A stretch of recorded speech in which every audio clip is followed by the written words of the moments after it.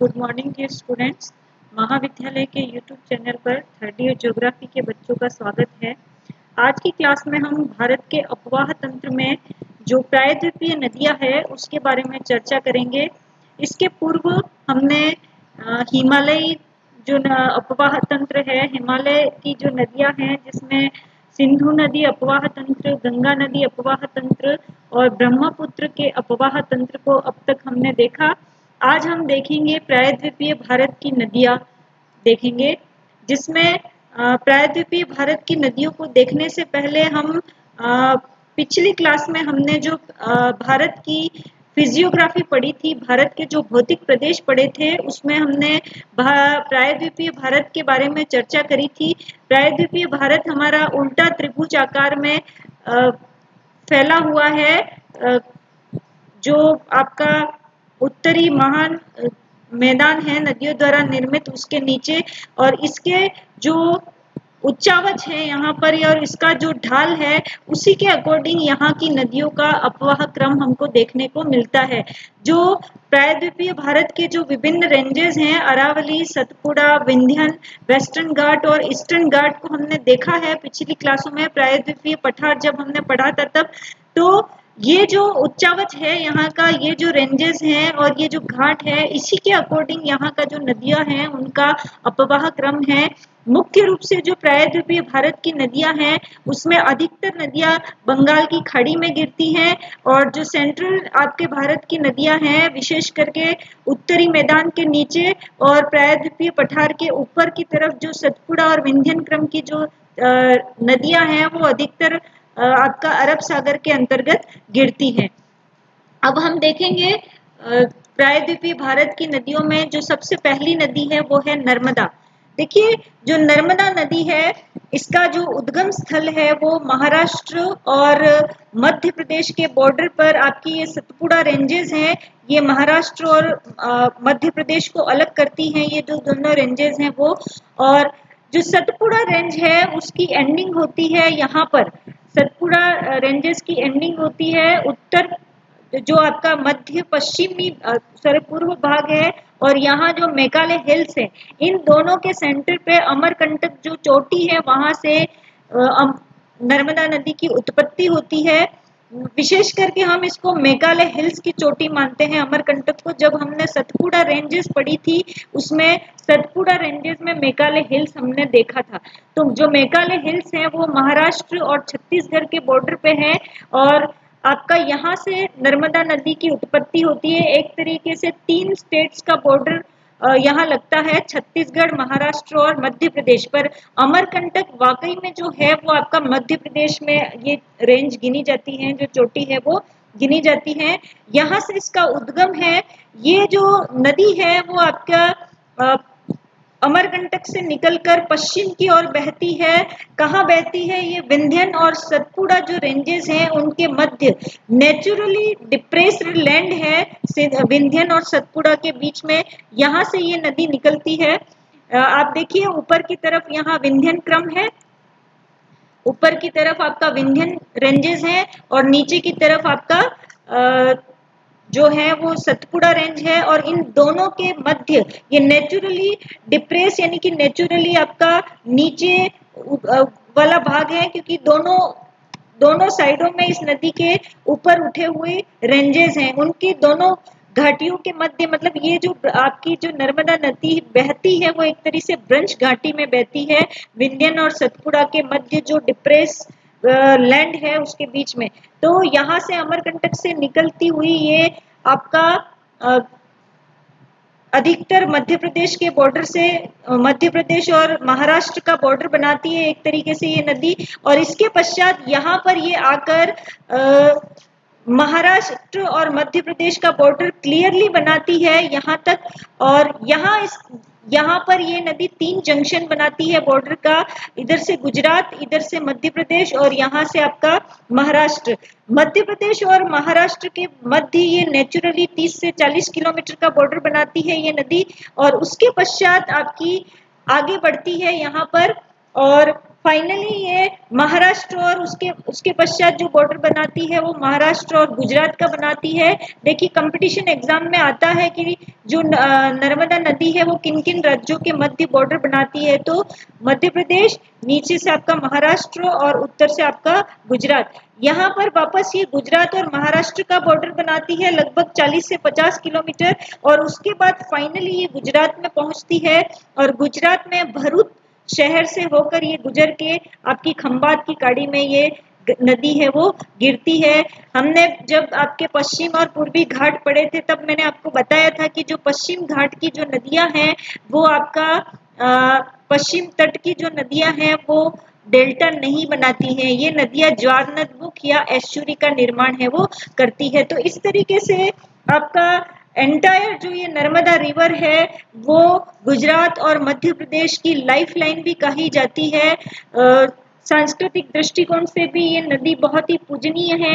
ये नदी जहां जहां से गुजरती है, ओंकारेश्वर, उज्जैन, महाबलेश्वरम, कई सारे यहाँ पर शिव मंदिर है इस नदी के किनारे किनारे, और भारत की महत्वपूर्ण पूजनीय और सांस्कृतिक दृष्टिकोण से, सामाजिक दृष्टिकोण से मध्य प्रदेश, गुजरात और महाराष्ट्र की महत्वपूर्ण नदी है। हालांकि महाराष्ट्र में ये 30 से 40 किलोमीटर ही बहती है, इसके बाद ये सीधी गुजरात में प्रवेश कर जाती है। तो इस तरीके से जो पहली नदी थी प्रायद्वीपीय भारत हम इसको नहीं कह सकते हैं, हम नर्मदा को सेंट्रल भारत की नदी कह सकते हैं, क्योंकि ये जो नदी का फ्लो है वो पूरा मध्य भारत के अंतर्गत आता है।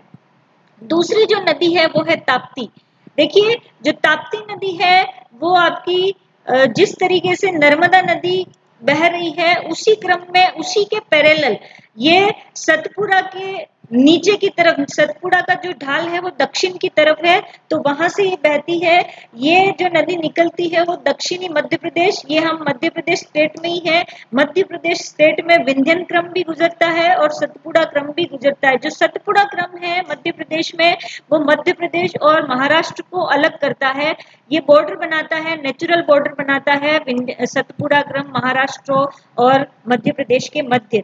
तो जो ताप्ती नदी है उसका जो उद्गम स्थल है वो है आपका मुल्ताजी। ये मुल्ताजी जो स्थल है वो दक्षिणी मध्य प्रदेश के बैतूल जिले में स्थित है।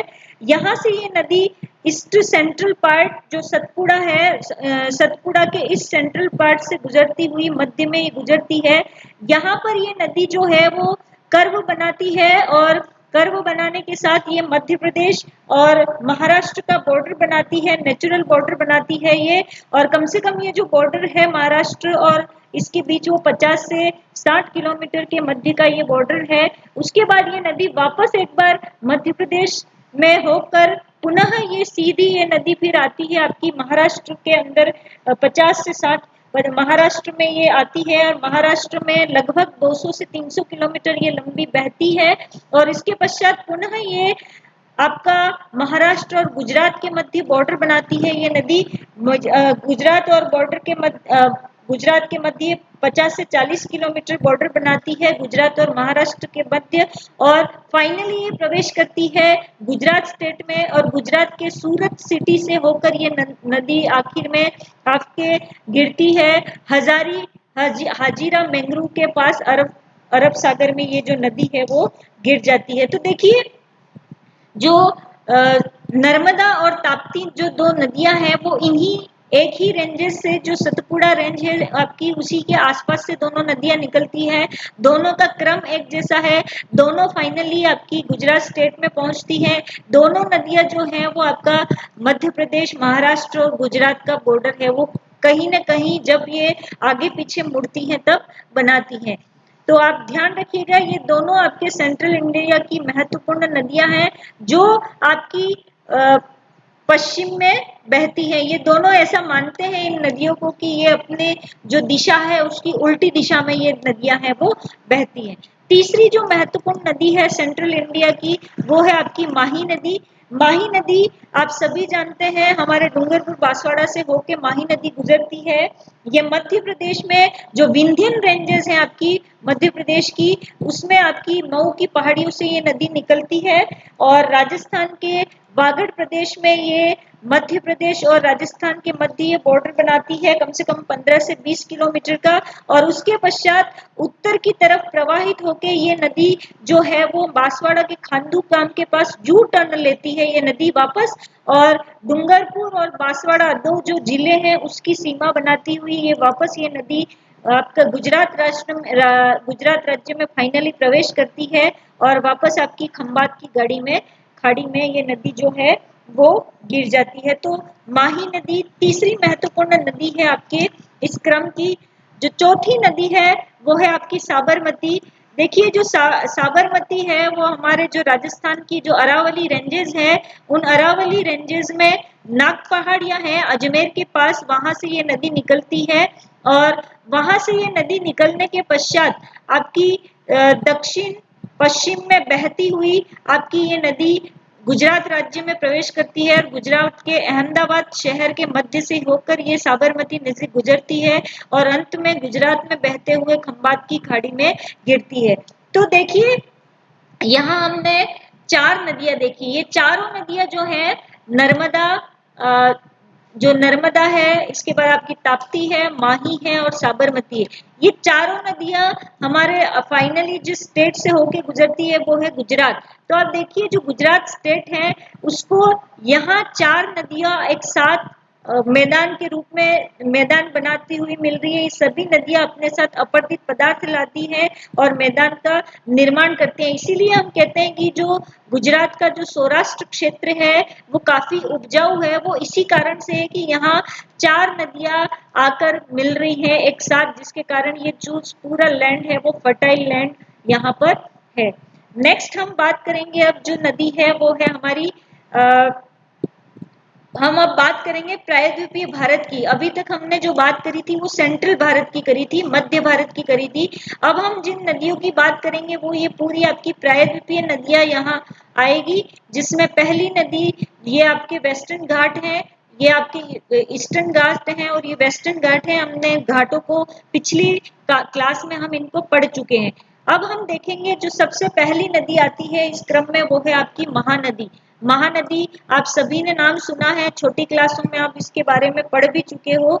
ये छत्तीसगढ़ जो है उसके रायपुर जिले के सिंहवा नामक स्थान से निकलती है। कहाँ से?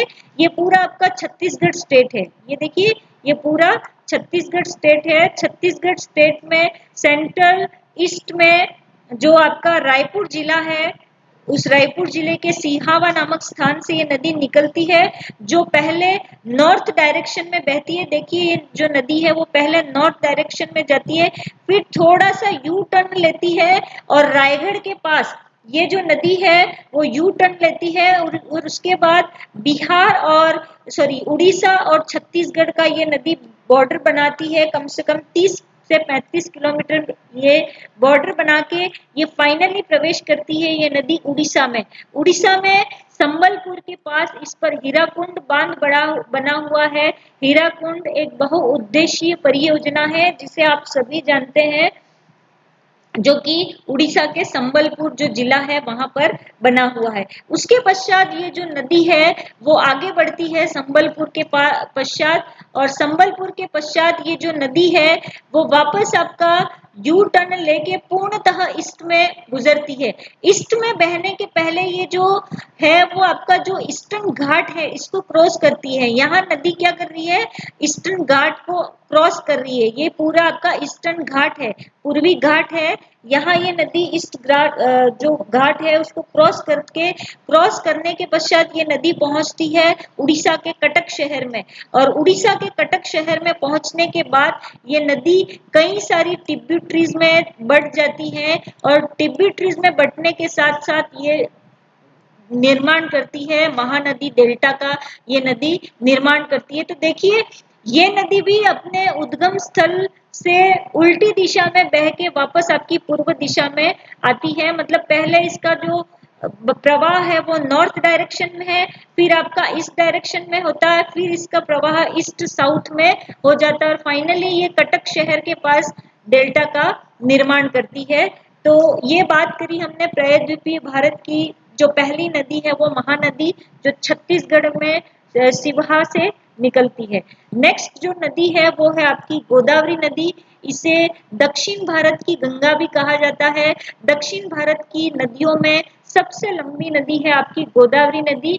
इसका जो उद्गम स्थल है वो महाराष्ट्र का नासिक जिला है। उस नासिक जिले में त्र्यंबकेश्वर नामक जो स्थान है, यहाँ से पश्चिम घाट से ये नदी निकलती है, जो लगभग अरब सागर के पास है। देखिए यहाँ से देखा जाए तो अरब सागर बिल्कुल यहाँ पास पड़ता है, पर नदी आपके इस प्रवाह इस क्रम में नहीं जा रही है। कहाँ जा रही है? वेस्ट से निकल के पूरी ईस्ट में बह रही है, क्योंकि जो हमारा जो प्रायद्वीपीय पठार है, इसका जो ढाल है वो दक्षिण पूर्व की तरफ है, इसलिए सारी नदियां यहाँ से निकलकर पूर्व की तरफ जाती है। तो त्र्यंबकेश्वर नामक स्थान से इसका उद्गम होता है और पश्चिम घाट से निकलती हुई ये साउथ ईस्ट में बहती है पहले तो, और साउथ ईस्ट में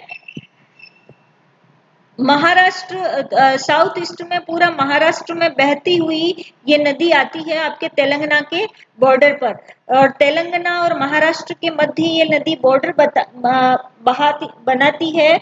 और जहां से फिर ये नदी वापस ईस्ट डायरेक्शन में, कहां से? देखिए यहां से निकलती है, महाराष्ट्र के त्र्यंबकेश्वर से निकल के महाराष्ट्र में बहती हुई ये नदी यहाँ पर तेलंगाना और आपका महाराष्ट्र का बॉर्डर बनाती है। इसके बाद ये नदी बसर के पास आकर लगभग 50-60 किलोमीटर ये नदी बॉर्डर बनाती है दोनों के मध्य, और बसर के पास आकर ये जो नदी है वो इसका डायरेक्शन है वो पूर्णतः तेलंगाना में ईस्ट की तरफ हो जाता है। देखिए यहाँ पूरा ये तेलंगाना में ईस्ट की तरफ बहती है। उसके पश्चात ये नदी वापस आपका महाराष्ट्र के साथ बॉर्डर बनाती है, लगभग 25 किलोमीटर का ये बॉर्डर बनाती है यहाँ पर ये बॉर्डर बनाती है लगभग 25 किलोमीटर।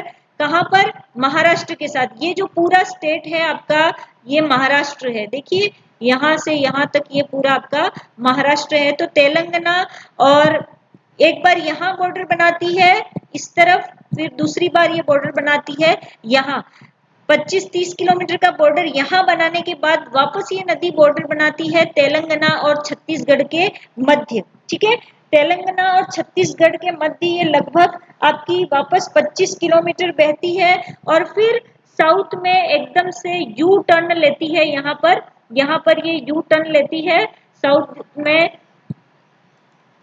यहाँ बॉर्डर बनाती है छत्तीसगढ़ के साथ, यहाँ बॉर्डर बनाती है महाराष्ट्र के साथ, और वापस यहाँ यू टर्न लिया इस नदी ने, साउथ से यू टर्न लेके ये ईस्ट में आती है और प्रवेश करती है ये आंध्र प्रदेश में। यहाँ पर यू टर्न जहाँ ये करती है वहां ये टर्न लेती है आंध्र प्रदेश में, फिर ये बॉर्डर बनाती है आंध्र प्रदेश के साथ, और उसके पश्चात ये नदी राजमुंद्री जो शहर है आपका आंध्र प्रदेश का वहां आती है, और राजमुंद्री शहर के पास ये नदी जो है वो आकर पुनः निर्माण करती है। जिस तरीके से यहाँ महानदी कटक पर डेल्टा का निर्माण करती है, यहाँ ये नदी कई सारे ट्रिब्यूटरीज में बढ़ जाती है राजमुंद्री के पास, और आपका गोदावरी नदी डेल्टा का निर्माण करती है आंध्र प्रदेश में राजमुंद्री शहर के पास।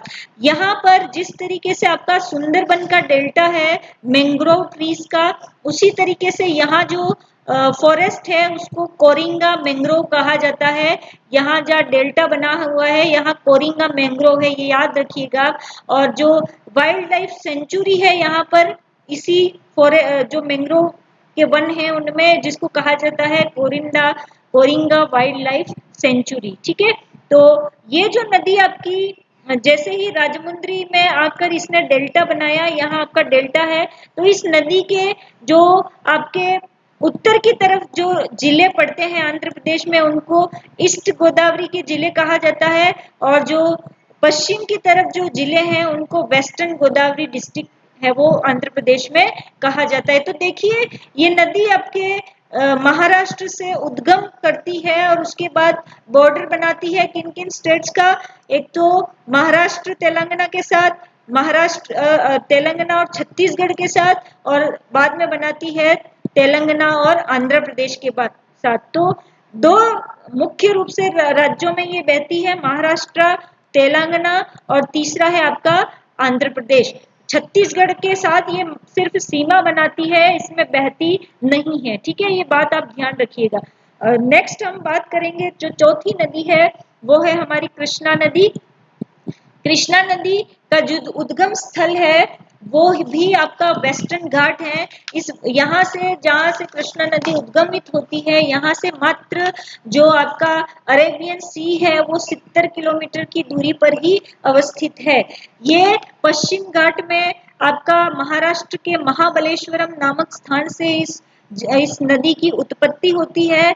ये पहले आपकी साउथ डायरेक्शन में बहती है। कृष्णा नदी का जो बहाव है वो महाराष्ट्र में काफी कम है।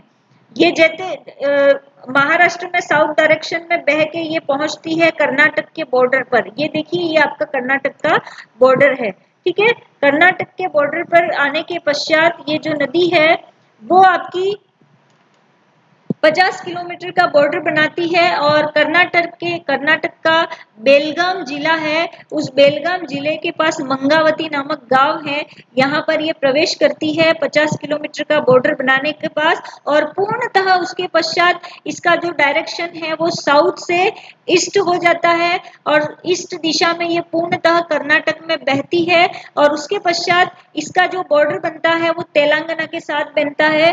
तेलंगाना में ये 30 से 40 किलोमीटर का बॉर्डर बनाती है यहाँ पर। और इसके पश्चात ये पूर्णतः आपकी कहाँ बहती है, तेलंगाना में बहती है। तेलंगाना में बहने के पश्चात ये आपकी आंध्र प्रदेश में एंटर होती है। उसके पहले आंध्र प्रदेश में एंटर होने से पहले ये जो आपका पूर्वी घाट है उसके अक्रॉस चलती है। यहाँ पर ये पूर्वी घाट को क्रॉस करती है, उसके अक्रॉस चलती है। और यहीं पर आप देखिए, यहीं पर आपका नल्ला मलाई पहाड़ियां हैं। ये जो है आपके नल्ला मलाई की पहाड़ियां हैं। हमने जब अलग अलग रेंजेस देखी थी, आपकी नीलगिरी की पहाड़ियां, अन्ना मलाई की पहाड़ियां, तो उसी में एक पहाड़ी आती है आपकी नल्ला मलाई की, जो पूर्वी घाट का हिस्सा है।